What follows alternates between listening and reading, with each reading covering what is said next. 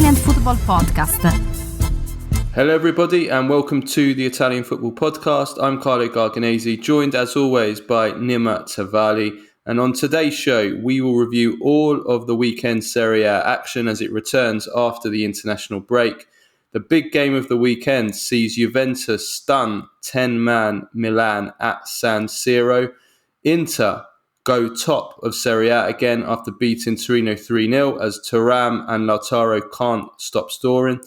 Khvicha Kvaratskhelia is well and truly back after he destroyed Verona for Napoli. Luis Alberto puts on a show for Lazio. Roma win late against Monza with José Mourinho putting on a real show himself and going full Michael Corleone. Bologna threaten Europe, and also the betting scandal rumbles on. So we look at how Italian football has turned into a circus, really. We'll also preview the Champions League match day 3 that is on this midweek. For all our first-time listeners, this is our free weekly episode that we do every Monday, reviewing the weekend Serie A action and all the biggest talking points in Italian football. If you want to support the Italian Football Podcast and receive all of our content that we do throughout the week, including a weekly Q&A episode every Tuesday where we answer all of the questions from our patrons, plus the weekly Thursday midweek review show, plus interviews, post-match reaction, and much, much more, then go to patreon.com/TIFP and become a subscriber for just $2.99 a month, plus VAT. You can also now sign up to be a paid subscriber on Spotify. We'll provide the link in the description. It's the same price and the same terms. And for all of you who listen on Spotify, Apple and iTunes podcasts, would really appreciate if you give us a 5-star rating, give us a follow and a like, also on YouTube as well. It really helps us to grow and do more quality content for you guys. So let's get into today's show. But first, a word from our sponsor. Making your own podcast is fun, but the production of podcasts can also be challenging if you don't have the right software. With Zencastr, the whole process is quick and straightforward. Here at the Italian Football Podcast, we aim to have the highest of standards, and Zencastr provides crystal clear sound and fantastic HD video quality. Furthermore, it's really easy to use. Even boomers like Carlo can manage. There's nothing to download, just one click, and we start recording each episode. Zencastr ensures that your podcasting experience is easy and enjoyable. You don't even have to leave your browser, as it possesses all the tools required to get the episode done, from local recording to automatic post-productions. Go to zencastr.com/pricing and use our code ItalianFootball, one word. You'll get 30% off your first 3 months of Zencastr Professional. We want you to have the same easy experiences that we do for all our podcasting and content needs. It's time to share your story. Okay, right. So let's start off with the big game. Milan against Juventus at San Siro, the Sunday evening match. Juventus win 1-0 against 10-men Milan. To start with, let's discuss this from the Juventus point of view. So I'll kick things off as the resident Juventino. And the resident Allegri hater. I'm really curious to see what you're going to say here today. Because that was the most Allegri win ever. So I'm really keen to hear what you think here. I guess so. I mean, look, first of all, I think if you take it based on the chances itself, I think Juventus definitely deserved to win the game. That's shown out by the XG. I think Milan had an XG of like 0.3 and Juventus was pushing on, I think, 1.4. So based on the chances, they deserved to win. Of course, the game was greatly conditioned by two massive events. First of all, the red card before half-time. Up until that point, I mean, Juventus barely got out of their half until that point. And obviously the winner was very, very fortunate. It was a huge deflection. And without that, maybe the game would have ended goalless. So of course, the game was conditioned. But, I think that there are, from a positive point of view from Juventus, I thought that at the same time, Milan didn't create anything. Even 11 against 11, Milan had one chance, which was the Giroud chance, which was a fantastic save from Szczesny. But apart from that, Milan did nothing. They did nothing with 11 men in terms of actual opportunities, that is. Obviously, they dominated the territory in the possession until the red card, but they didn't create anything. So I thought Juventus were organised, they were compact. I thought that Allegri problem solved the Rafael Leao issue, which was Milan's only threat.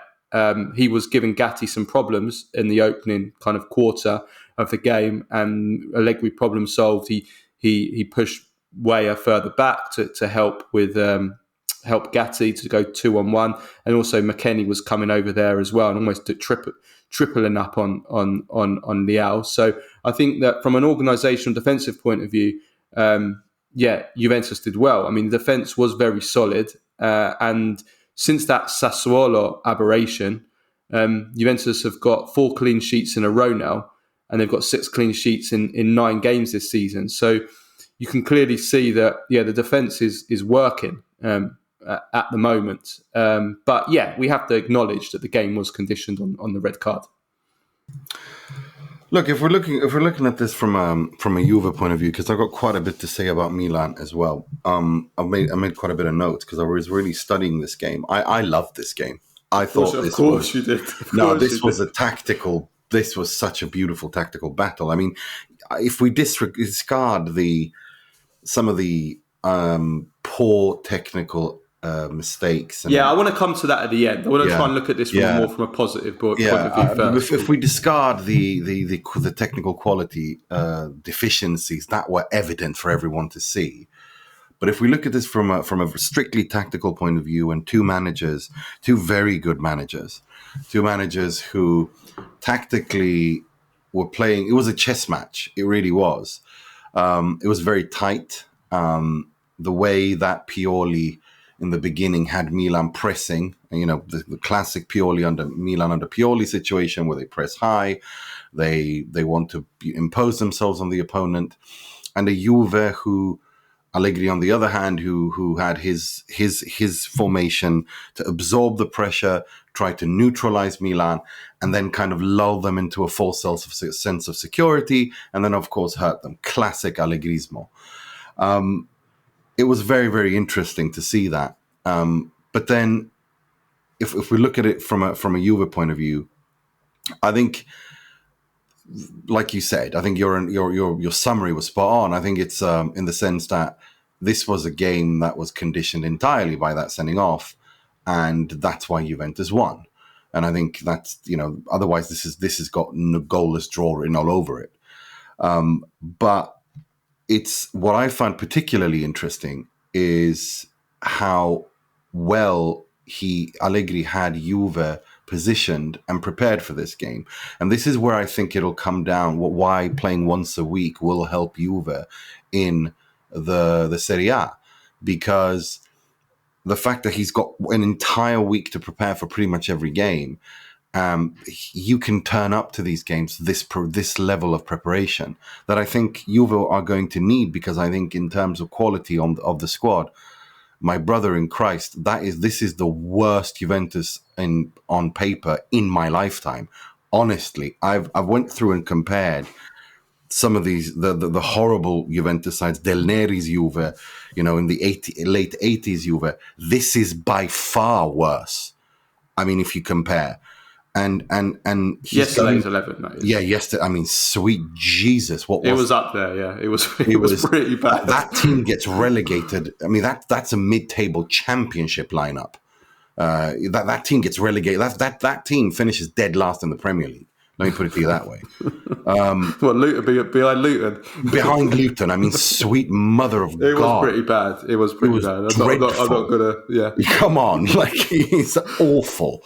But in order to get the most, which I think is, again, this is why I respect Allegri as much as I do, because his teams are always. No, I'm never going to be critical of Allegri playing against a far superior team with an 11 like that and being cautious and pragmatic, and I'm never going to be critical in those circumstances. Juventus did have a lot of players out, and for that reason, I applaud Allegri for the red conditioned the game. But we're again, as I repeat, up until that moment, Milan weren't. They didn't create much. They created one chance. Yes, they had all the territory, but it was they never looked like creating either. Well, they had one, and Szczesny then pulled up one of the saves of the season. Yeah, that's it. That's all they had. It was a brilliant save. It was actually also a really great bit of play from Leao and Giroud. It was wonderful. So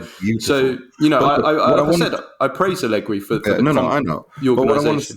I just want to say, what I find amazing about that is exactly this. I mean, this is a classic big game in terms of tactics that in the Serie A between two big clubs who really neither of them really wanted to lose. I have to particularly praise Moise Kean, who I thought in the first half was really good. And I think it's again, this season, it's a different Moise Kean. He looks fitter, sharper, more alert, his link-up play, which he was awful at. His hold-up play, I think, as well. Hold-up and link-up play. He just didn't have that before. Now he has that. He was causing Thiaw a lot of problems even before the red card. Just in terms of his body strength, he was out muscling Thiaw. And Thiaw was a big guy. He's a big guy. Kean is strong. He's a bull, and he's quick. And that's something I want to talk about Malich Thiaw as well. That I've noticed something with him, but we'll get. Yeah, we'll come on to him when we talk about Milan. But I've noticed something with him. I'm with you on Kean. I thought he's. I mean, I precursors. I've been saying this for a few weeks, haven't I? About Kean, that he's starting to be useful now. I'm not going to get overboard because at the end of the day, he's got to put that chance away before half time. That's his finishing is still awful. He's going to have to score goals. He can't just be there. But we're seeing he's actually proving useful. Like that he's providing something for Juventus. Until recently, until I think this year actually, he's shown improvements this calendar year. At the end of the second half of last season, he was proving useful. But before then, he was offering nothing. But now there are definite improvements there. We know his weaknesses, as I've repeated in the last couple of weeks. His awareness technically he's not the best. He's not clinical. As we saw with that chance. But he was very good in the first half, and he was causing, especially as he was so isolated as well. He was feeding off scraps, but he was winning free kicks. He was buying some time. He did really, really well. So I think he definitely deserves that praise. And I've actually was thinking about this because remember there was that interview last season with Michael Antonio about David Moyes and Scamacca about having to feed off scraps. Yeah, feed off scraps. Moise Kean's a bit of an Italian Michael Antonio, I think. I see some similarities there between the two of them.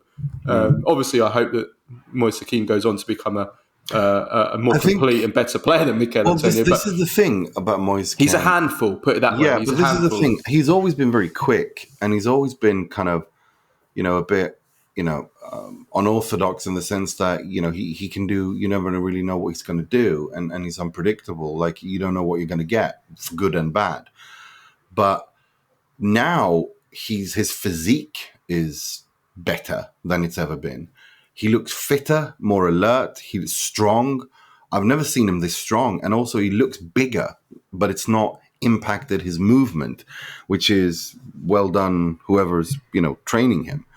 And giving the training regime he's undergoing is really suiting him. And he is a handful, like you said. He causes his movement patterns just cause all sorts of trouble, and he's damn strong too. So he's a good presser as well. He is. He's a bit like Osimhen in that sense. Like he's on you all the time. And he's just a pain in the butt. Yeah. He's one to watch. Let's see how he develops. He's going to have to. But he's going to have to. He can't just be that. Otherwise he's, I don't know, he's like Simone Zaza was like that at one point as well. Like he was a real pain in the butt as well, and it was a handful and was strong. But then we saw how his career developed. So Keane's going to have to develop his own side of his game. He needs to improve. He has to. His finishing is atrocious. Let's be honest. I mean, he can't. He misses sitters so many times, and that's something he just has to get out, snap out. Absolutely. And if you're going to play for more progressive teams or progressive styles. Obviously, this was a game that suited him probably, but we know when you're dominating possession and you're dominating play, that's a different type of game you have to play. Like Michael Antonio could never really play in that kind of team. Where he's getting lots of touches and he's having to link. But so that's where we'll see with Kean. But it's we have to because he gets a lot of stick. Kean, he's big, he gets a lot of stick and has done. But it's only right that we praise him, and he was decisive in this game because that red card. I don't think Juventus win this game without that red card. Probably not. It was decisive in this match. Locatelli as well, which was a nice story. 7 years to the day that he scored that breakout goal for Milan against Juventus as a teenager. He scores as an 18-year-old, I think he was. 7 years to the day he scored. I mean, it was a ridiculously lucky goal, but it's a nice story, and it's a first goal for a long time for him. In the sense of, I mean, if we're talking like the most Allegri wins in this is like if there's like a church of Allegrismo where you were to rank the most Allegri wins in his career, I think this is like second to the game where they beat Chelsea at home with one shot which was on target, one goal, and they what was it, like 19% possession. I mean, the year after Chelsea had won. There you go. The ambulance has come in for the terror victims of Allegri. No, it was the most Allegrismo ever, and the fact that he at the end there when he. At the from the 85th minute when he's like, you're a goal up, and he just loses it and throws his tie, his jacket. That was hilarious. I laughed out loud. I love when he is that angry. Like that's. And the thing is, I know exactly why he did that. The reason why he did that was because I can't remember who it was. Somebody did a pass centrally into the middle of the pitch. I think it was. Did a pass into the middle of the field, and with a Milan player coming from the back, he didn't want that. He wanted it just to be passed out wide. Well, of course because he didn't want to take any risks, So that's why he did it. I know exactly why he did it. It's the 85th minute, and we all know why he did it, and that's why it's so funny. Because I think it was Miretti, lost it on Miretti, and it's just like, you don't do that in the 85th, 86th minute. He just loses shit when you do that.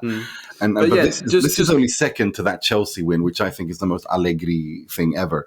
But no, look, at the end of the day, you can understand why he's getting all excited, because 9 games in, after 9 games, he is 2 points off league leaders Inter, with a team that is probably the worst Juventus team on paper I've seen in my lifetime. And they've not been playing very well. No, I think the team yesterday, I agree with you. Not when they've got Chiesa and Vlahovic. Let's not over-exaggerate. But the team yesterday... I think it's the worst, without a doubt. I mean, if you compare the quality overall of the squad to what Juve have had for the last 30, 40 years, I think this is just unbelievably poor. But again, this is what it means to him, and he understands that, because his teams don't really come to their own until from December, January onwards. And the fact that he's only 2 points off the league leaders is incredible. And the Juve aren't playing well, but they're getting the results. Look, again, a loss against Milan yesterday would have meant that they were 7 points behind them, and 5 points behind Inter. That's essentially the Scudetto challenge over after match day 9, and that's not the case now anymore. We have now as I tweeted out, the Serie A table from mine and yours childhood. It's the 3 teams back in the top. I think I spoke about that a couple of weeks ago, that it feels like we're going back to the Serie A of the classic Serie A, where Inter versus Milan versus Juve. Now, I don't think Juve are going to challenge for the Scudetto. I think they're going to drop off. But the fact that they're there is very encouraging for Juve. And it gives Juve something to build around, because there's not been very much to build around. No, there hasn't. I do want to give a shout out also. Cambiasso, I thought, was really good when he came on. Kostic was awful. Cambiasso was really good when he came on. And also Huijsen for his debut, I thought was very, very confident when he came on. He looked very calm, very relaxed. He looked like, he was in his living room, as I say. There was no nerves at all. So I thought that was very promising, because he's a player that I know a lot of Juventus fans have a lot of hopes on, that he can become a first team top player, and that's the hope. So that was very promising. But we have to discuss from the Milan points of view, because I for one I was very disappointed by Milan. I have to say, I expect, we know what we expect from Juventus now. But from Milan, kind of like the sparks that we've seen from them this season, the excitement, they was none of that. Leao was the only one that showed some spark, and then once Juventus kind of locked him down by putting 3 men on him after that, and as I said before, 0.3 xG in this game. They only created one chance before the red, so it wasn't just the red card. There was just they just didn't really create anything. They didn't show anything in this game as an attacking force, did they? Despite the possession and the territorial advantage, they didn't create anything. No, they didn't. And I think it's, again, because Juventus... Well, in the beginning, I thought Milan were imposing themselves, but then they couldn't do that final push. And they looked a bit toothless from then on, even before the sending off. And that's a bit of a problem for for Milan. And that's something that, this is still a young team. It's a team that, they had underwent quite a bit of changes in the summer. It's still a work in progress. And I think you're going to see these kinds of games, especially against, managers of the quality of Allegri, who can completely gridlock and read a game and gridlock it. And you can... and against, in big games, I think you're going to see that with Milan a little bit because, again, like I said, it's still a work in progress. It's still a young team. They do have experience, but they still need some time to work some quirks out and find each other. But I think, more than anything, I think that in everything I want to say about Milan is embodied in Malich Thiaw, because I think he's a very talented player. I think so. I think he's very, very talented. He's only 22 years old. But the problem I see with him, and I noticed it when I was in Milan in February to watch Milan v Inter, he struggled back then. I noticed it so much against Lukaku, against physical players. Now, Lukaku isn't very quick anymore. But as we saw in the derby against Thuram, against big, physical and fast players, he misreads the game. And he doesn't, when he wants to push up, he gets it wrong. His timing is off, which is exactly what happened with Moise Kean yesterday as well. Not just for the red card, but throughout. He struggled with him. Not as bad as with Thuram, of course, because he got destroyed by Thuram in the derby. But in this game, he had problems with Kean because he was also, again, big, fast, strong player. And that's something that Malich Thiaw, I think that's something to keep an eye on. But again, I don't want to crucify him too much. He's only 22 years old. I do see potential there. And I still think, and I want to reiterate, I think that Thiaw, Kalulu, Tomori in a back three, Theo Hernandez to the left, in front of Mike Maignan, that is how Milan should be playing. Keep the three-man midfield, but they should be playing with a back three. I think they will get more out of that defense if they play with a back three. But I do understand why they want to keep playing him as one of the two in central defenders in a back four, because they want him to learn and all that.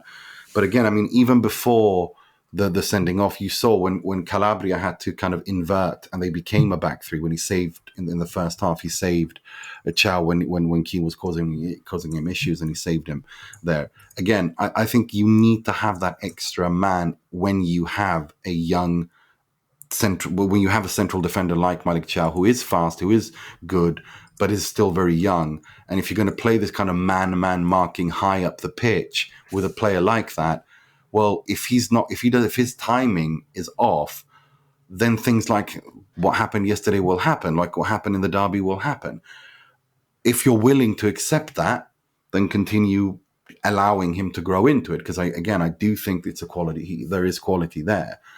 But I wonder if they're going against PSG at the Parc des Princes, if that's how you want to play in those big games, maybe you want to continue playing the back four against smaller to medium-sized mid teams, but in the big games until you feel that he's ready to take on that in a back four against the biggest sides. I'm not sure he's quite there yet. I don't know what the right answer is. I definitely don't think you throw the baby out with the bathwater and just rip up the setup and go to a back three. We saw it last season, didn't we? After they went through that bad run, And it was okay for a couple of games. Just I think it was against Tottenham, wasn't it, in the Champions League? And Napoli, but Tottenham were going through a crisis. But then they just, after that, it fell apart again. And I just think it doesn't. It just becomes too defensive and counter-attacking. I just don't think that's purely. No, it's not. And so I don't think you do that. I think Milan have had a good start to the season. They've lost the two big games, which is a bit of a concern. They've lost to Inter and they've lost to Juventus. And if they lose to PSG, then that is a disaster. But I think with Thiaw like you said, he's young. He's not the finished article. He's still developing. He needs to. I think more than anything, he needs to cut out the big errors. Before he joined Milan, I asked our friend of the show, Ronan Murphy, who's a German football expert, and I asked him, what's Thiaw like? And he said he's a big talent, but he throws in too many big errors, like disastrous errors, like just huge errors. And we didn't really see that at the start with Milan, but now we are starting to see it. And we've seen two this season. We've seen it in the Inter game when it was 0-0 for that first goal. And then we've seen it again in this game. And basically both of those errors have cost Milan. So I think that's the issue with Thiaw, is that he'll have a good game, but then he'll, even if he's having a good game, he's always liable to throw in a huge, massive error like that. So I think that's the issue more than anything. I'll tell you what I think with Thiaw. Like I said, I think he's been good this season. I just think that when it comes to a certain type of striker, but he's a big guy, though. Yeah, I know. But the problem is that he lacks the routine and experience to know when to push up and drop back, and that it's a fraction of a second at this level is enough for you to get completely done like that. And that's what he did against Thuram. That was incredibly naive when he's the last man to chase in and commit himself like that. It was like Scalvini. It's the same criticism I made of Scalvini for the third England goal, where he's the last man. All he had to do was just hold his ground and cover the space. You don't need to push up like that. No. Yeah. No, this is what I mean. If you push up like that, you're basically creating a scenario where if you don't win the ball, the guy's either clean through or giving away a red card. You're screwed. Where all you have to do is hold back, and then the player isn't going to be one-on-one. And that's what I mean about, like, I'm just saying, like, I think because I think he's been good this season except for those two games, really, and that's when he's up against strikers who are quick and physically very strong. That's where he, But as a friend of one of our patrons, a Milan fan, Dennis, said when I was talking about him yesterday about this, he said, "Look, if Thiaw was the finished product, he wouldn't be playing at Milan. He'd be playing at City or one of the biggest clubs in Europe, because they'd play 50, 60, 70 million for him, and Milan wouldn't have him." So you're gonna have to have patience with players like that, and I think that's a really good point where Milan are. And I'm just kind of looking at it in the sense that I've noticed an issue here, a recurring issue here with Thiaw, and I think it's going to be interesting to see how he handles it. Yeah, but that's also, it's not just where Milan are. That is also where Italian football are. Yeah, we don't have many finished articles anymore in Italian football because of that reason. That brings me on, and I didn't want to speak about this at the beginning because I don't want to just make this negative. This is a big game, but I'm sorry, I have to be brutally honest here, because we don't want to sugarcoat shit here on the podcast. I think that if there's anything, that's something we don't do that. That's something that our listeners appreciate, that we can criticise Italian football and not just pretend that it's great like some others do. This was a terrible quality game. This was a bad advert for Italian football. I'm sorry, but in terms of quality, this was not a good advert for Italian football. And we can talk about the tactics and all that, which is an acquired taste that some people have. But if we're talking about actual quality, technical quality, the tempo of the game, the excitement that this game would have brought to not Italian football fans, to neutrals, but to fans outside of that are tuning in to watch two historic teams play, two teams that have produced so many amazing teams and amazing players in the past. And we're talking about this being maybe the worst Juventus 11 that we've seen for maybe ever, But this game, this is one of the worst quality Milan Juventus games I've ever seen, maybe the worst in terms of actual quality of the game. It was awful quality. I hate to have to say that, because I would love to come but the here. technical individual it was terrible. errors. Yeah. It was, For me, it was Weston McKennie just embodied that. I mean, I think it was the second half where he makes the simple pass that footballers at that level you can expect them to do. But as soon as you ask him to do something that is a little bit advanced, he just can't do it. And I saw this. It wasn't just him. I'm not singling him out. It was throughout the game.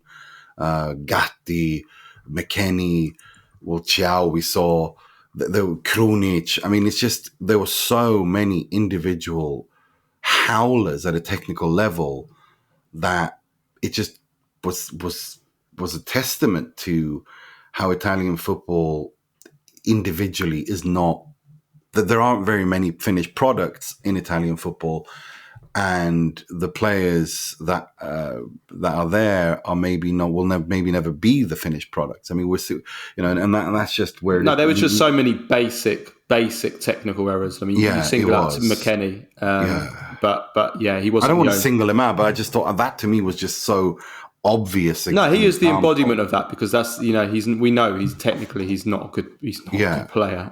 Did you see that when he was like when he wins the ball, he passes it, he creates a counter-attack, plays the right ball out, and then he gets it back, and he's running towards the ball to shoot it immediately, and you need to technically be able to turn your body. And I think he hit the panini ladies outside of the stadium.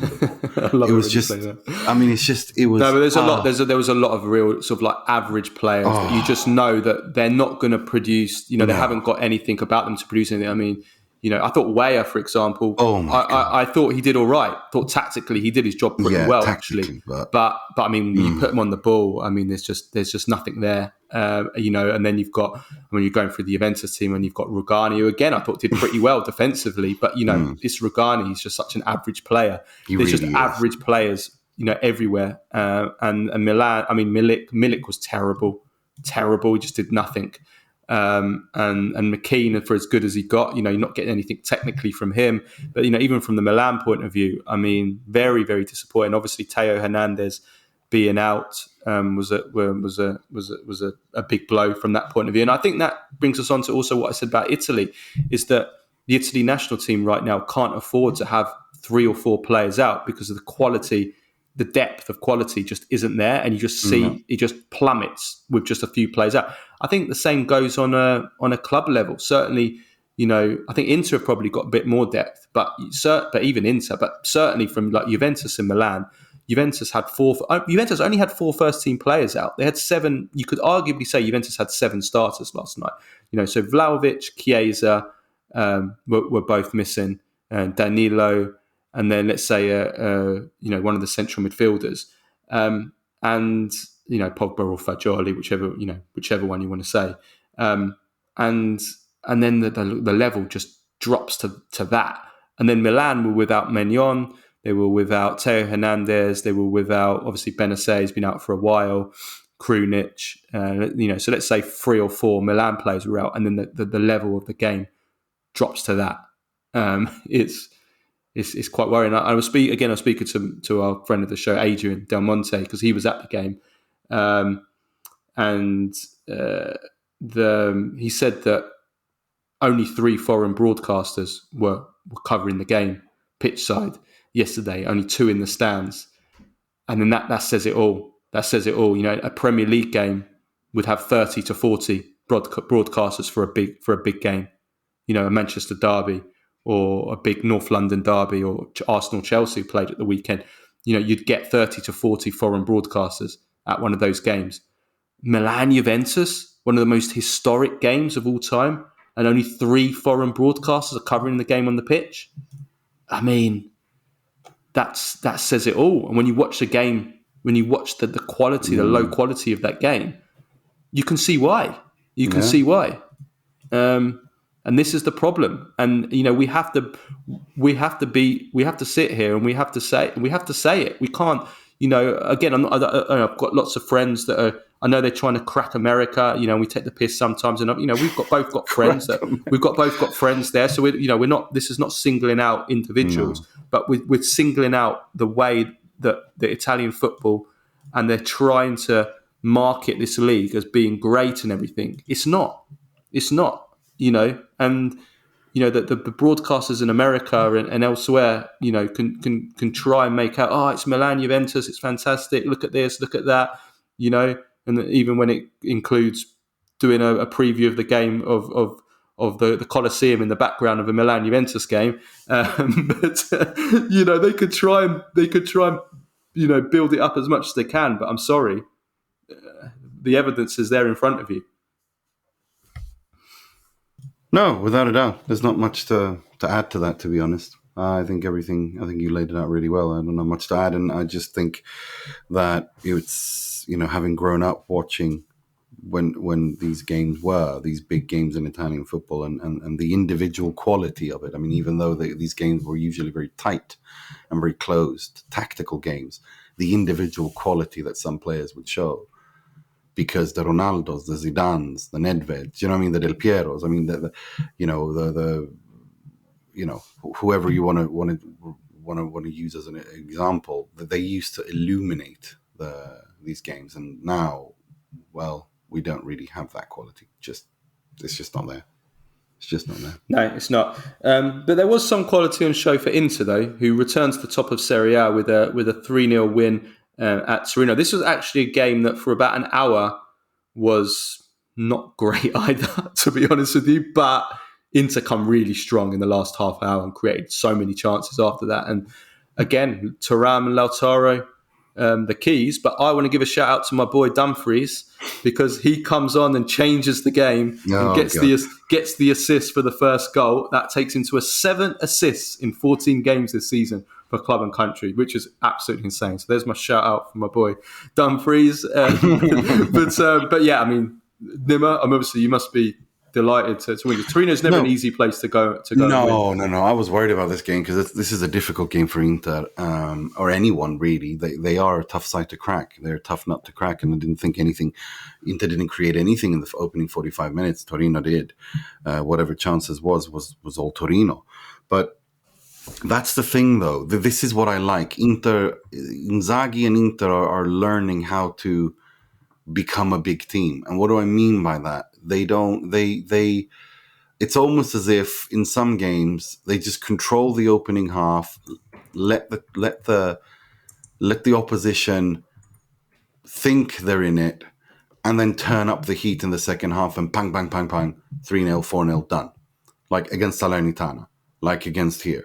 I mean, it's this kind of luring your opponents into a false sense of security, and then just when they as soon as the time is right, you just assassinate them with 3-4 gut punches, and that's game over, go home, before they understand what's happened to them. And I like that. That's a kind of cynicism, as they say in Italian football, that I kind of like in Italy, Italian football term that I really, really like. And that's what Inter are showing. And I love it. But as for Dumfries, I mean, look, he was good. He was good in this game. There's no doubt about that.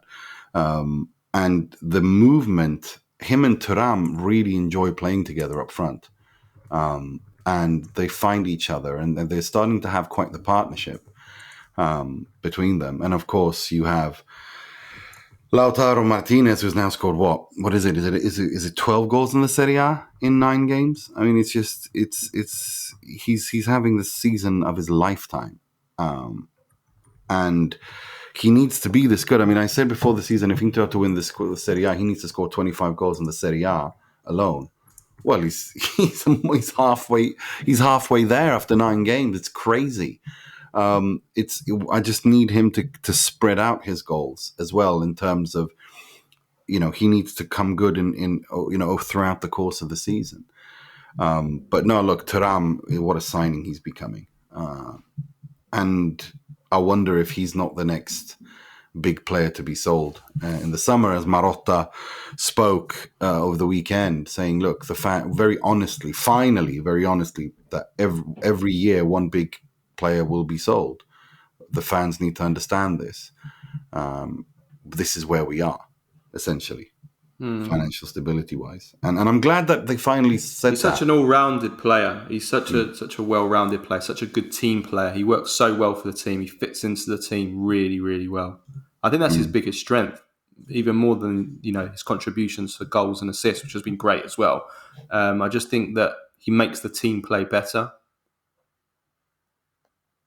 No, he does. His link-up play, his movement, the fact. I mean, again, he was brought in to be Dzeko's replacement, and he's kind of doing both of those things. He's doing Yeah, both he what does a Dzeko bit of and everything. Lukaku do. He Yeah, does. He does. Yeah. he's become both Dzeko and Lukaku's replacement, and that's kind of allowed Lautaro to become the poacher, which is crazy. I never thought he would be, but now he's actually delivering.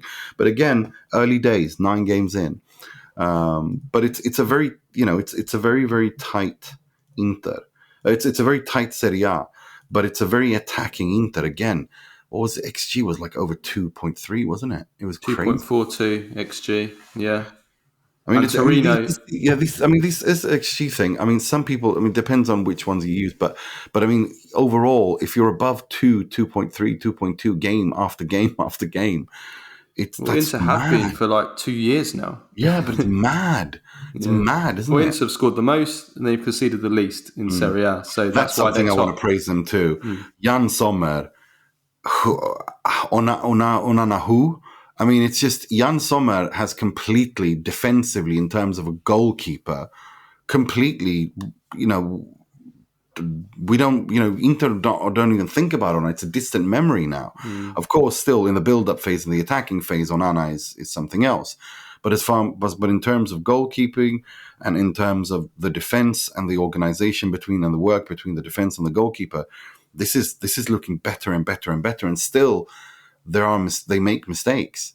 It's still not where it should be, and it should be hitting that from within 2, 3, 4 games onwards. But one thing I want to say, though, I think Simone Inzaghi needs to bench Nicolo Barella, not because of him not playing at a high level. I don't think he's mentally there. I think this betting scandal has really gotten to him. He released a statement on Instagram where he was furious and livid, saying he was going to take legal action, that he's not said anything until now, that he's absolutely fuming, calling the papers who published this clowns. And you could tell that he's not there. He's not mentally balanced. And I can imagine that. I mean, imagine having your name dragged through the mud like it's been, and you're innocent. You haven't No, done I'm anything. glad he done that. I'm glad he's calling out. More people need to do that. They need to call out the papers, name and shame them. Do what Yeah, you did. exactly. Name and And shame the people and the sue them. journalists that write it. Name and shame them. Name the papers. Name and shame them, because they shouldn't get away with it either for printing lies. Assuming this is a lie, I'm assuming it's a lie. But so it's no. I'm all for. I'm happy he did that. Don't hold it in. Don't repress it. Let it out. It'll do him good. And then he's been bad all season, even before this all came out. So I don't. I think he's just he's going for a difficult time on and off the pitch, Barella, at the moment. No, he is, and I think he should be benched because he needs to. Because he could. I mean, the way that he lost his mind in the second half. I mean, he's lucky he didn't get sent off. And I think before he gets sent off, I think Inzaghi needs to just have a talk with him and say, "Look, I think protect him. This is what I want Inter to protect him. I want Inter to be there for him, and they are supportive of him because they think it's what's going on is disgusting, and they know that he hasn't done anything. And I'm glad that he's taking legal action. But it's clear that this has rattled him, and mentally he needs some space and time to recover. And I think Inter should afford him that time, because in midfield Inter have the manpower and the personnel to allow him just a week or two for him to land before he does something that he will regret and will cost Inter as well. Because this you saw what happened with El Sharawi as well. He was broken in tears afterwards. Yeah. I mean, this is the way that the Italian media have handled this. Yeah, I want to speak about that. Absolute disgrace. Yeah, let's come on to that after. I've got a section on that. Yeah. But I just want to say about Torino, because Inter created a lot, where they conceded nothing in this game. 0.37 xG. It's just the same old story with Torino again. Nothing in attack. 6 goals in 9 games this season. They've gone 4 games without a goal right now. They're getting close to the relegation zone. If they lose Schürrle as well, that was a serious looking injury. I'm sure there'll be some word on that today or tomorrow as to how serious that is. That didn't look good. Could be an ACL, I fear. Looking at the way that he the leg moved. I don't know. I think we're getting to a point now where we have to start questioning whether Ivan Juric is the right man for Torino because they're I think he's gone as far as he can take this team. I mean, this is offensively, it's just abysmal. Torino are an abysmal team offensively. They can't attack, and I mean, when Duvan Zapata was injured, officially ruled out, then I knew that, well, it was going to take something, an individual moment of brilliance for Torino to score on Inter. But yeah, no, I agree with you. I'm having my doubts as to what's going on too, and he's very open about how he feels that he's not, that he's not delivering as he should. Mm. So, I mean, I'm not going to sit here and pretend that Torino are a much better team than where they've been finishing. They're not really. I mean, they're a mid-table team. Torino, let's be honest, they're kind of like 8th to 10th kind of standard team. And Juric has, I mean, that's pretty much. I mean, I can't remember where they finished on the Juric last 2 seasons, but they haven't been underperformed that badly in terms of the actual table. But just offensively, it's I wouldn't want to be a Torino fan, to be honest, right now. Napoli, though, let's move on to Napoli, who were very close to losing their manager over the international break. Rudy Garcia held on and then lost Osimhen to injury for probably over a month. He got injured playing for Nigeria in the international break, but they got a good win, 3-1 against Verona without Osimhen. So Garcia buys some more time.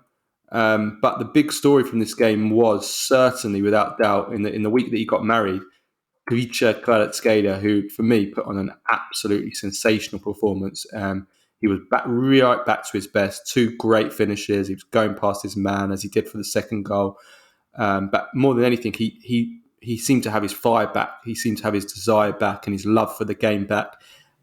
He was really up for it. Just look at the way that he celebrated. He's got this new kind of celebration, and he was so up for it. And I think the real Khvicha Kvaratskhelia is back now. He's got 8 goal contributions in his last 7 games for club and country, and he is going to be very, very important for Napoli that he carries on playing like this, because without Osimhen for the next month or so, and with some huge Champions League games coming up as well.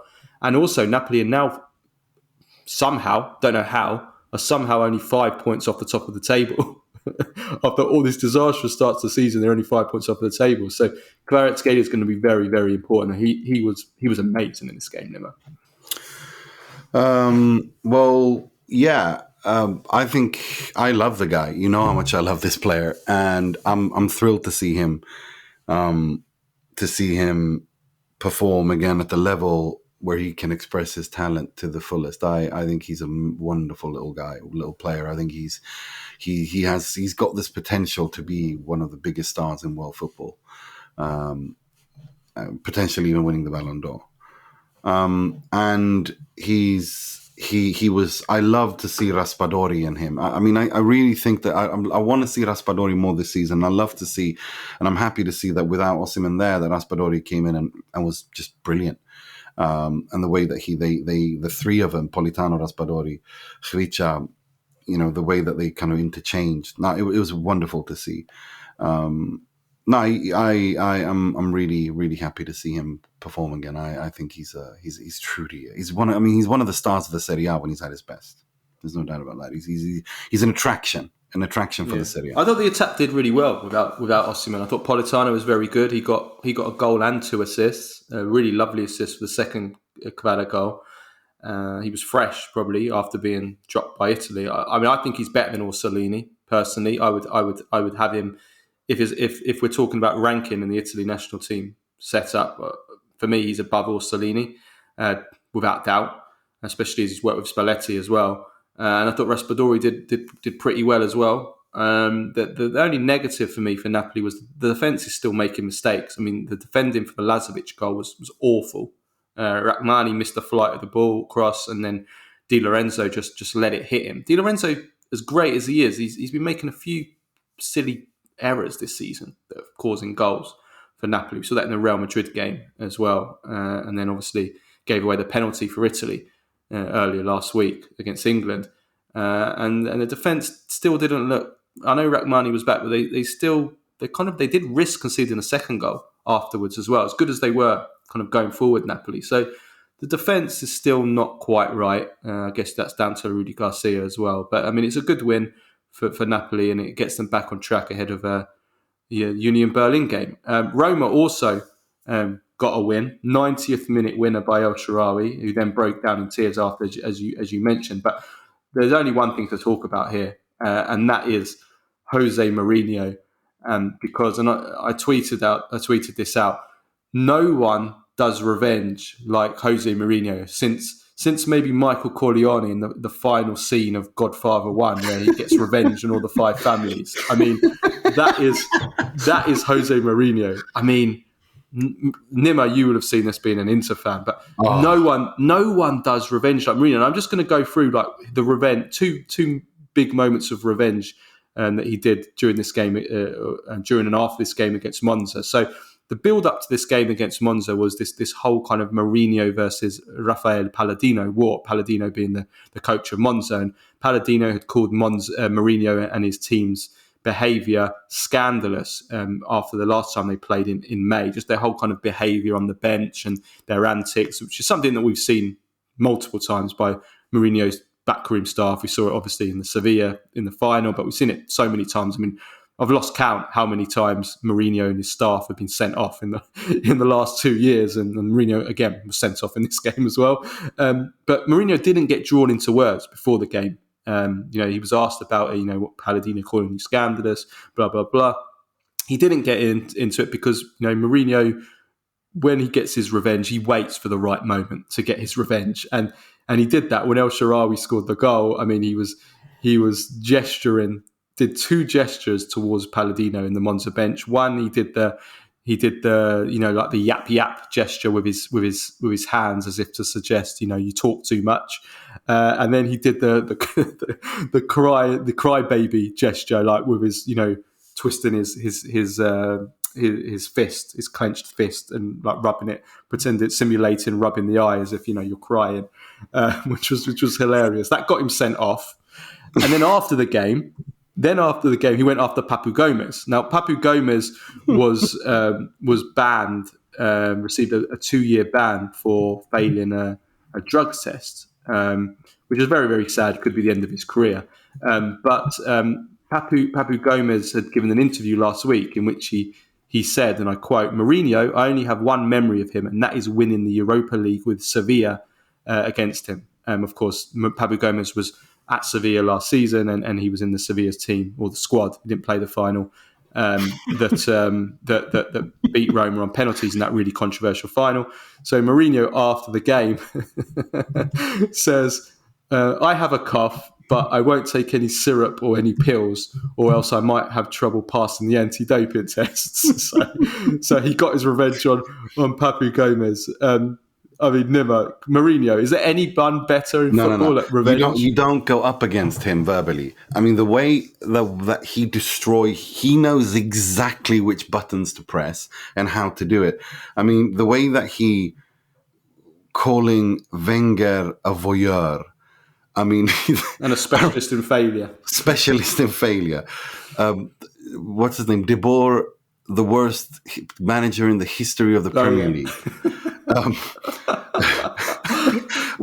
What he did to Conte, I've never seen Conte that agitated when Conte said that he was demented, senile and demented, and he said, basically said, "I've never been, unlike you, I've never been, suspended for match fixing," and Conte just lost his shit and wanted to kick his ass.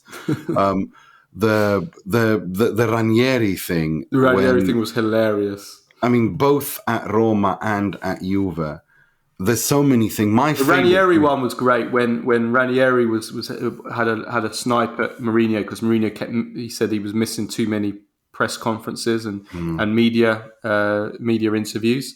He was kept skipping them, and Mourinho goes, "I studied Italian 5 hours a day for many months to ensure I could communicate with the players, the media, and the fans. Ranieri had been in England for 5 years and still struggled to say good morning and good afternoon. Who is he to tell me what to do? And not just that, the part where he spoke about where Ranieri had criticized him for, he doesn't develop football, he only cares about titles, and Mourinho replying saying, that's true, I do care about winning titles, and that's how I know things are going well. maybe that's why Ranieri is 70 years old and has only won a small title in his career, but he's too old to change his mentality. I love how he exaggerates. I think Ranieri was like 60 at the time, but he made him 70. I mean, or when he does with Lomon. I mean, the linguistics. Pietro Lomonaco is the best one ever. I love that. I love when Mourinho. One of Mourinho's tactics is he deliberately gets their name wrong. No, but he uses it because he's linguistically so talented. Yeah, he uses puns. He is the best communicator, I think, in terms of in football management. He would be a great writer, comedy writer. He would be fantastic, like writing Saturday Night Live or something like that. Like, but his ability to communicate. I mean, that's, tactically he's not the most revolutionary, but what his absolute strength is communication. Winning people over, getting them to die and fight for him in war almost. And I remember the Monaco thing. The Monaco one was the best. So we have to read. Can you read out the Monaco one? Because this kind of sums up how good he is with words and with wordplay. This was in 2000. This is his first season, 2008. And he's when he was at Inter and Inter had just beaten Catania 2-1,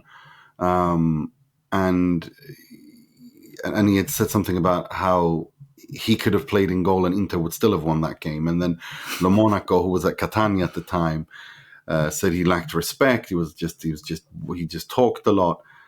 And then this is before the Champions League, and they go up to. I remember this so vividly. Every frame of that, an Italian media journalist goes up to him and says, "Do you have any response to what Monaco's declarations?" And Mourinho spontaneously says, Monaco what? Because in Italian, Monaco means monk as well. So he says, which Monaco? And it means Monaco? Munich as well. Yeah, Munich as well. So he says, Monaco what? The Monaco from Tibet, the monk of Tibet? And the journalist says, no, Pietro Lo Monaco from blah, blah, blah. And he says, look, I know Bayern Munich or Bayern Monaco. I know Monaco Monte Carlo, Grand Prix Monaco. I don't know any other.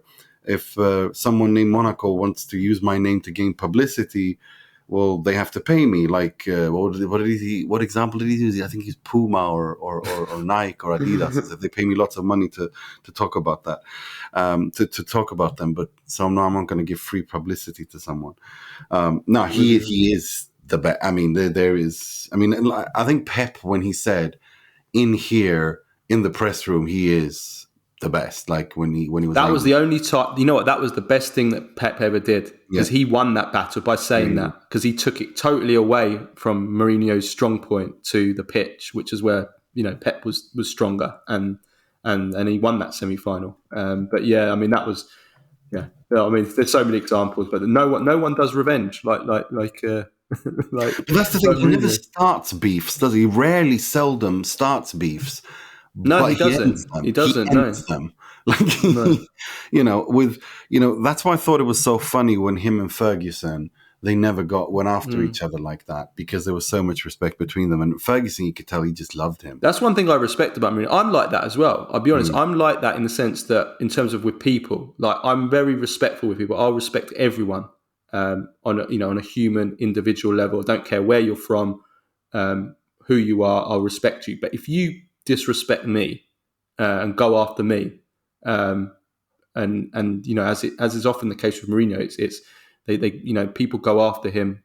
I don't want to say completely like he doesn't do anything to bring it on, but on an individual level, he doesn't go after individuals. If you go against me, I will go after you. Don't worry about it. But I kind of respect that about Mourinho. I do.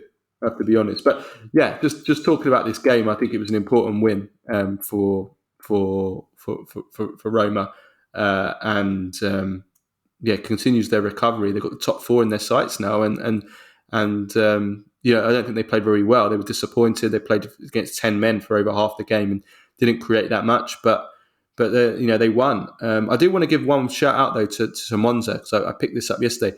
Miguel Di Gregorio, the Monza coach, Monza goalkeeper, made two fantastic saves. He's actually statistically the best goalkeeper in Europe's top 5 leagues this season. He's got the best save percentage, and he was so close to making it 4 clean sheets in a row. So I just want to give a shout out for him. I also do think that the D'Ambrosio red card was harsh in this game.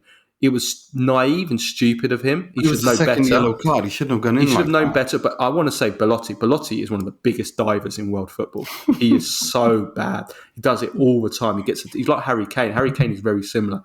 Any touch in the back, straight to the ground. And I think he bought that. D'Ambrosio was naive, but I do think it was harsh. I don't think it. But this Roma side, now that they're kind of everything is landing and things are coming together, they're looking damn good.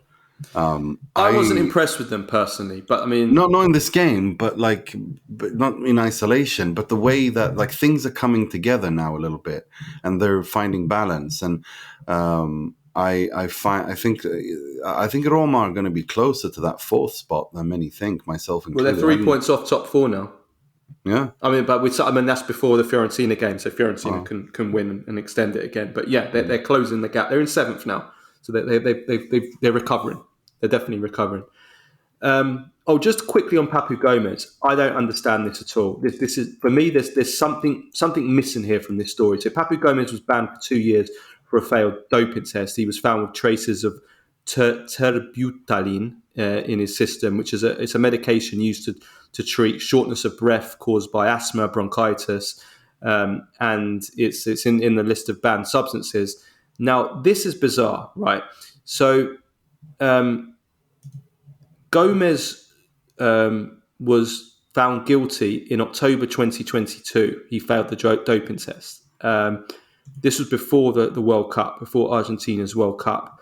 Somehow, it's taken a whole year for the counter-analysis test and for him to actually get his suspension. During that time, he's played in the World Cup. He's played for Sevilla, who've won the Europa League. He played in the semi-final against Juventus, actually, as Mourinho also said cheekily. He was trying to cause mischief there as well about Sevilla winning the Europa League. Knows what he's doing, Mourinho. So for me, how does it take a year? It makes no sense. A whole year. Someone needs to explain that. Someone needs to explain that to me. I don't understand it. I don't know. I haven't been reading too much into that case, but I mean, it depends also if he's been contending it, or if there's been a legal proceeding going on, and so on and so forth. Some people like to get this out of the way quickly and plead bargain and sort it out that way. Other people say, no, I'm innocent, I fought it, and it depends. Well, he's announced that they're going to be fighting it now. Like the lawyers are going into it, looking into it.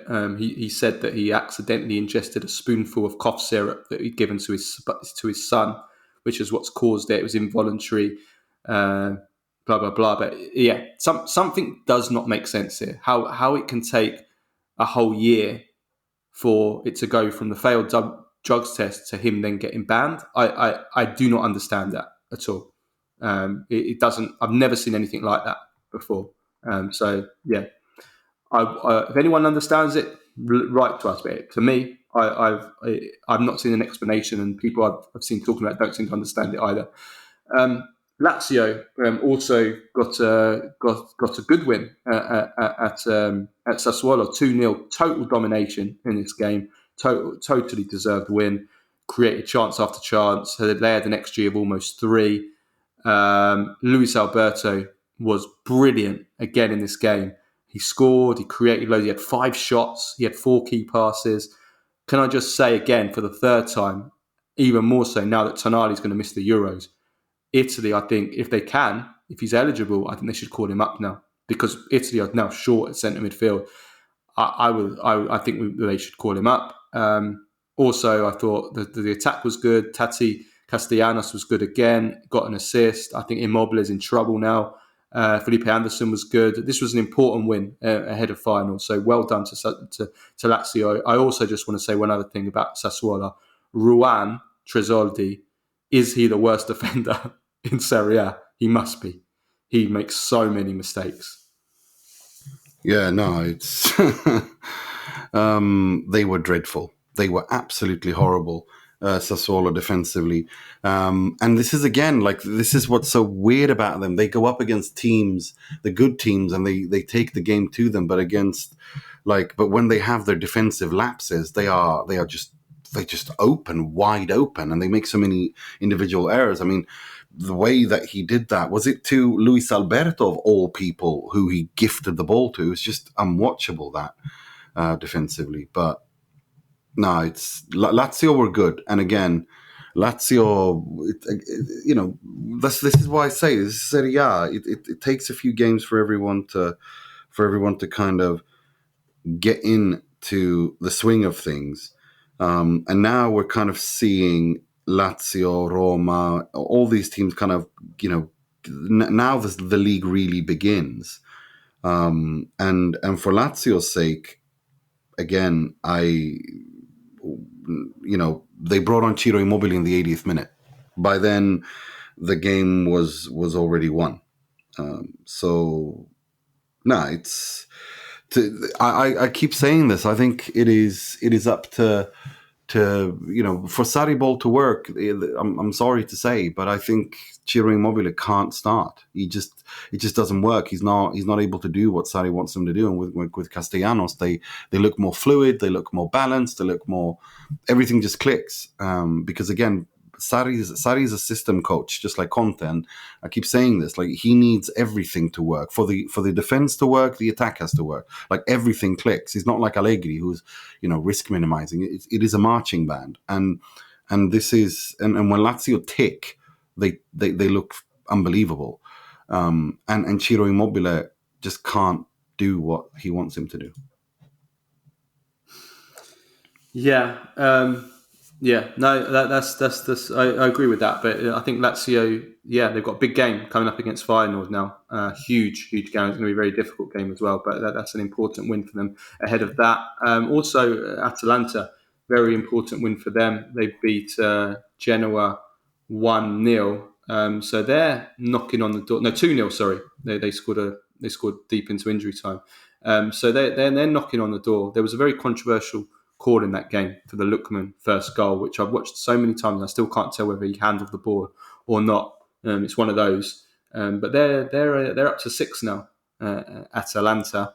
And the other games, Bologna win 2-1. They're also knocking on the door of Europe against Frosinone. Frosinone impressed me now. They almost they almost grabbed a draw in that game. And then Salernitana 2, Cagliari 2.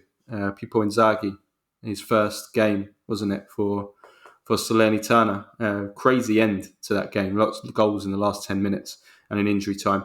Ahead of the Monday games, Udinese, Lecce and Fiorentina, Empoli. I just want to touch upon the betting scandal. There's not really any new updates since our last show, but I do want to touch upon what you just said though. About the way that the Italian media has handled this, but not just the Italian media, but the Italian football authorities and just Italian football in general, because they've turned Italian football has been turned once again into a circus by just how badly this has been handled in everything. We've already discussed about. I personally think that, and I've seen people saying this in England as well, that they're treating this way too harshly. The punishments are way too harsh. But in terms of the media, the way that the media is handling this, Nima, is embarrassing as well.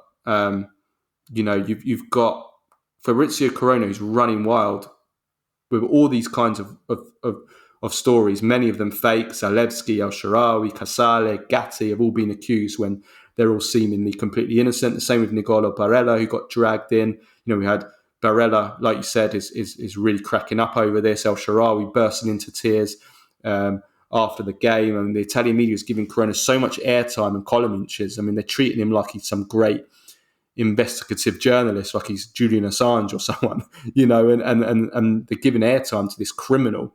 I mean, it's just a shambles. And then you look elsewhere, you have at the same time, Papu Gomez is getting a drugs ban. You have the domestic TV rights shambles where last week it was revealed that DAZN, Sky, Mediaset all made ridiculously low offers, and so they're still no closer to taking a deal. And there's now, just as we're speaking, if you check our group, Nima, on we have a group called Nima Bingo Group, which is we don't. You all do, and I was and I was brought into it after you created a bingo card for me. Yeah, we created a bingo card. And since then, I've been changing everything I say every week to keep you all on your toes. Yes, yeah, because there's certain phrases that Nim always comes out with, Swedish sayings, but also things like you'd all know there's certain things that Nima always says. Anyway, so check that group now, Nima. So basically, the latest that's just broken this morning is that Sky DAZN are offering a 900 million a season deal for the 2024 to 2029 TV rights.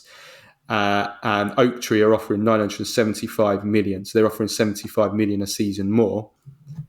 Guess which one the league is choosing, Nima? Well, of course they're going to take the one that is old school. Because the one that Oaktree wants to do is exactly what I want them to do. And that is going directly to the consumer, creating a modern product. And so, of course, these dinosaurs are going to take the lower offer, and they're going to take the offer that they understand, as opposed to something they don't understand because they don't understand. They still think that the internet is a fashion fad that's going to disappear. I mean, it's just I don't even I just can't deal with it. I just don't. It just frustrates me, man. Like, it's so... Now is the time to do this. Because when the Premier League discovers, when people like Simon Jordan finally get to the Premier League and say, look, we can dominate football forever and ever until the end of time if we go directly to the consumer globally, like Netflix, charge tenner a month, 20 million people in the world are going to pay that per month. Finished, done, finished. Forever and ever, your Premier League is going to dominate. It's now is the time to do it, but they're not going to. Yeah. It's so dumb. It is so dumb, and it brings me to the point where it's just like you can't save people from themselves. So let it all go to hell. Let it all go to hell. Maybe that's the only way some people will learn when things go absolutely pear-shaped and to hell. Maybe then they're like, oh, maybe we made a mistake. Well, yeah, maybe next time listen. It's just frustrating, man. It's just so frustrating. Let's call it what it is. It's pure corruption. Let's not make out like it's they're making some kind of decision based on what they think is right. It's pure corruption. But it just, I mean, Italian football's been a complete circus in the last week or so. Everybody watching, like the only people that I speak about, at work and elsewhere that are not Italian football fans, but they're just, cursory looking at what's going on over there. Just like, what the hell is going on in Italian football? You've got this betting scandal. You've got all this, like, it's just all, like I say, it's just negativity all the time. There's nothing ever is positive or anything in which they're building anything. It's just embarrassing. Just the way that just everything about it is embarrassing. But it's not just Italian football. And I just wanted something that sums up the way how badly Italian football and Italian sport is run, right? So I saw this story a few days ago. So Italy is holding the 2026 Winter Olympics in Milan and Cortina d'Ampezzo, right? And it's been announced that for the first time in over 100 years of the Winter Olympics, parts of the Olympics will be held in another country because Italy is unable to put on and afford to host some of the events. So the bobsled, the skeleton and luge events will not be held in Italy. The organisers have said that it's mainly because they can't afford it, because they were planning to rebuild one of the tracks, but now apparently they can't afford it because it would go over the budget provided by the government and the funders. And this is for the Winter Olympics of 2026. Italy won the bid in 2019, so they've had 4 years basically to get to where they are now, and now they finally just belatedly announced that they're unable to fulfill their hosting rights. So these events will now be held in Austria and Switzerland. And I repeat, this is the first time in the 100-year history of the Winter Olympics that part of the Olympics won't be held in that country of the hosts. They're having to take some of the events and put them in another country. I mean, it's just embarrassing. And it just shows it's not just Italian football. It's Italian sport. It's Italian culture. It's just everything. It's just a mess. It's just a shambles. Just the whole thing's falling apart. So yeah, I just wanted to give that example because I think it sums up, doesn't it, the situation in Italian football right now. About this is just where we are right now. And what can you do? For me, what really pisses me off is the way the Italian media have handled this. I'm sorry, but you can't, it's not, you can't just any idiot can publish anything unsubstantiated, but it's a journalist supposed to verify information. And they haven't. They've been giving this disgusting, vile swine, Corona, all the TV time in the world, where he can make allegation after allegation without having to back it up, outing players, saying this guy is gay, this guy isn't. I mean, it's so irresponsible. What's funny about it, Nima, is that the mainstream media and the corporate media always try and look down on the independent media because they say, the independent media, they don't fact check, that great word, which fact check, which just basically, what it really means. It basically means fact checked by the government, basically, or by the corporate powers. They try and look down on the independent media because they say that we do journalism the right way. We fact check things. Whenever someone says things. Fact check in this day and age, that's a trigger warning. That's an alarm bell that should go off in your head that an extra special big lie is coming down the road.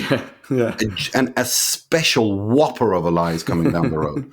That's what it means, because these fact checkers who have been supposedly supposed to be above it all are so full of crap that it's not even one time. It's just 90% of the time they just distort, at worst lie.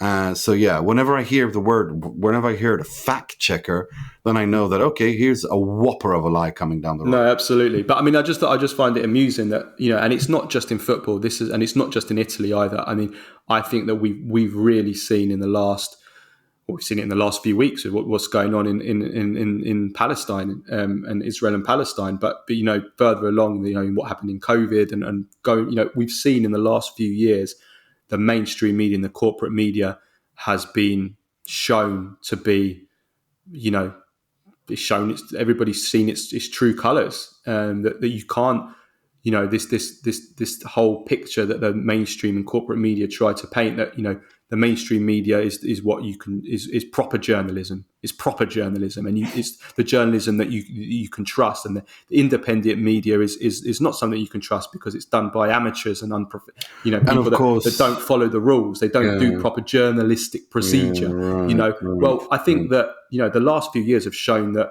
it's actually the other way around now. That obviously there's good and bad in all media, and it's good and bad in independent media as well. But one thing that's for sure is that the mainstream media and the corporate media cannot be trusted at all. In fact, they're the ones that you should trust the least right now, and that's been shown not just in what's happened here with this betting scandal, but this betting scandal is an example, is a microcosm of kind of where the mainstream media is now. That it's the mainstream media and the corporate media have got to a position now where they're basing a whole betting scandal investigation, and their source is Fabrizio Corona. I mean, it's unbelievable, isn't it? It's unbelievable. It's genuinely disgraceful.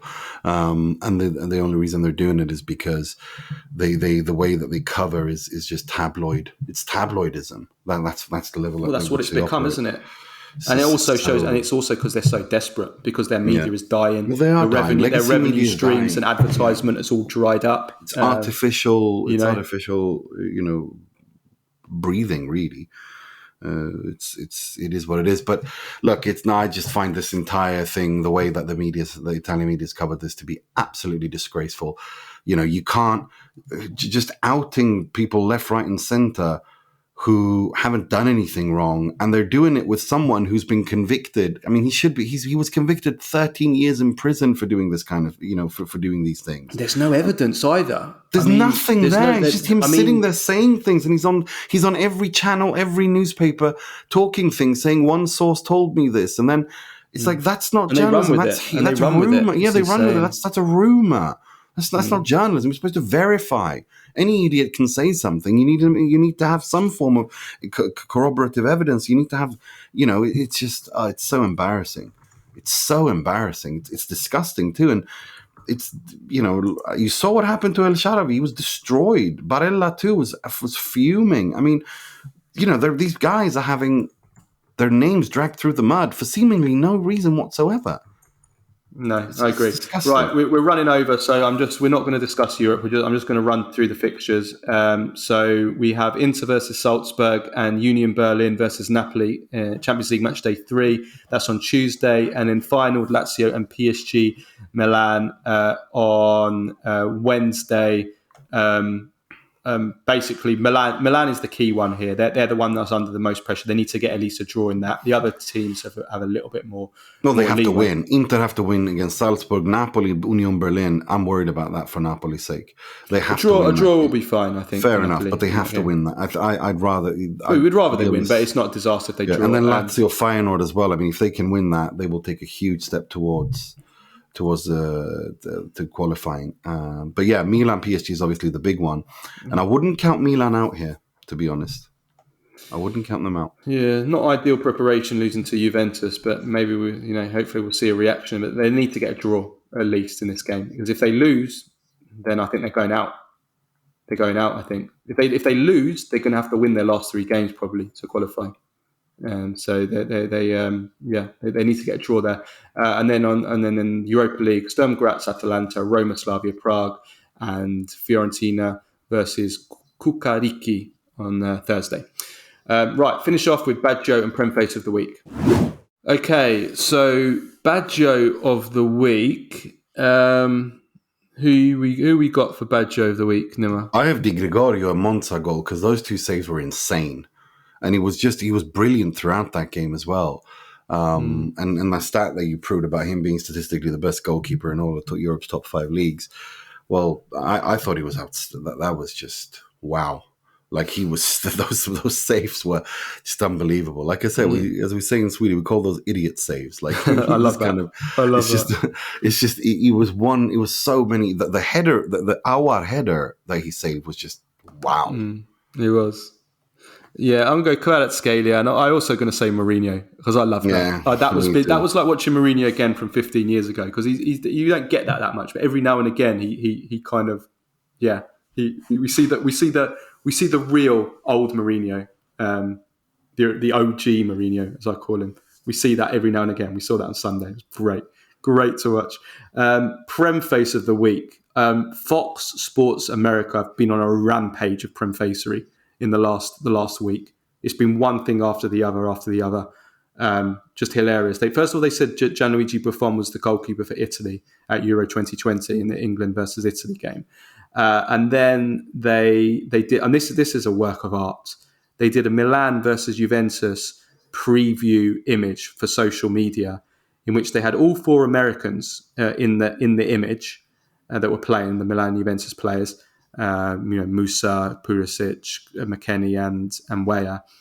And for some bizarre reason, they had them imposed in the Colosseum, which I don't know. I don't know how that happens. Like how you sit down and put the Colosseum in a game that's being played in Milan between Milan and Juventus. So they had some whoppers.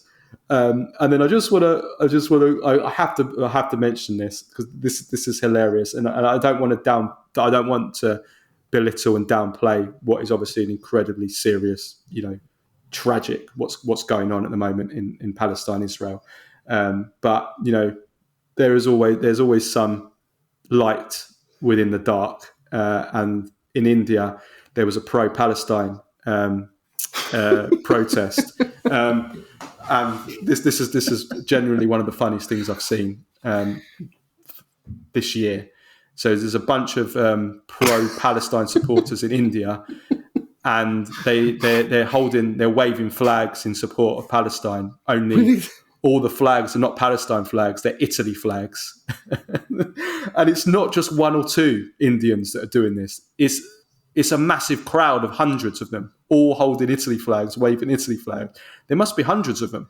And then they're also holding a banner up of Palestine, and they've spelt Palestine wrong. They've spelt it Palestine instead of N-E. It's E-N at the end. It's Palestine. Well, no, it's very, very funny. It is.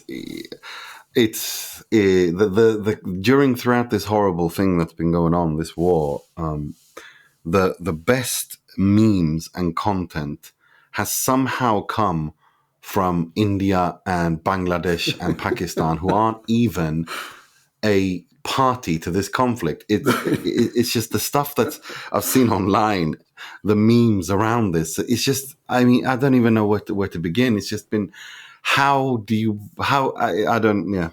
But it's been crazy. But yeah, no, I've literally watched that video about 30 times and laughed every single time. I can't. It's comedy, isn't it? It's just the absurdity. Thanks, Sunit, for sending that to us. And I have one as well. Nick Harris, who called with the ironic handle on Twitter "Sporting Intelligence," because there's no intelligence here. Maybe there's sporting involved, but there certainly isn't any intelligence here. After Sir Bobby Charlton died, Manchester City fans behaved poorly and sang disgusting chants, right? And this mental midget decides to quote tweet that from the Premier League and says, when a club has an ownership group and hierarchy that believes we can do what we want with impunity, that's inevitably going to filter down to some of the fan base. Putrid, but hardly unpredictable. That's the dumbest shit I've heard this week, and that is impressive. Because, first of all, owners or chairman of a club somehow instigating in another area, like to what the fans are singing about Bobby Charlton. Are you mad? Are you literally insane? There is no correlation here. If we're using that logic too, and I use the term logic very loosely here, then Liverpool owners and chairman Sir John Smith and David Moyes were morally to blame somehow for what they did, because Liverpool fans did Hazel, which was one of the worst catastrophes in all of football history. People actually died there. There's no correlation. The only difference here, of course, is that City's owners are from the Middle East, and he has to turn everything as people are rinsing him of other clubs, not just City fans, because there aren't very many City fans. Maybe, what was it I used to say about, was it Stockport, 3 guys in Stockport and a 3-legged dog? But in all honesty, fans of other clubs are going, not everything is geopolitics. Fans have always misbehaved with chants, especially in England, and it's got nothing to do with the owners. And for you to try to turn this, in this climate, into some sort of, damn those Arabs and Muslims, it's frankly quite disgusting and pathetic. But again, I'm sure the fact checkers will fact check for him and prove him right. God. Yeah, maybe not in this case, because Liverpool fans do it all the time. No, but it's not just that. Everyone does it. Everyone does it. Yeah. Every fan does it. It's got nothing to do with where the owners are from. It's got nothing to do with the owners at all. This is a ridiculous kind of someone trying to drag Liverpool fans do it all the time against like Munich and against and then City fans do it against Munich, and then Man United fans do it against Hillsborough and it's just something that fans always, the fans of those rivalries especially do all the time. Okay, right, let's leave it at that. We back. We might not do a Q&A this week because we did it late last week. We did it late last week and we had lots of questions. So we'll let them build up. We'll let them build up, and then we'll do one next week. But we'll see. And then we will be back on Thursday for review of the Champions League. Matches. Champions League and preview of the weekend. Okay, thank you everybody for listening. See you later in the week. Ciao, ciao.